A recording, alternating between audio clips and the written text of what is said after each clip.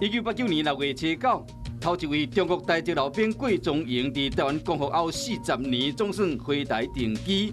桂中营原来是苗栗南庄人，民国34年伊志愿去做兵，当时敢若18岁。过当年一对部队移防去中国，想不到一个去就是40年。北中国做的是大陆还留下一男一女。面对失散多年的亲人，桂中营甲南雷伊入口，伊嘛希望讲，因为成年无到转来台湾的囡仔会使甲伊团圆。1998年6月初9，台湾出现头一位女性的法医，高分通过法医鉴定的温心玲，伫美国得到庆尚鉴定的资格认证，伫亚洲地区真罕见。所以死亡本来就是一个很自然的事情。温心玲放弃年薪200万的病理医生的头路，做法医，伊表示讲，这份头路会对人生有更较侪体会，毋若是一种行善，会使互死因不明的案情真相大白。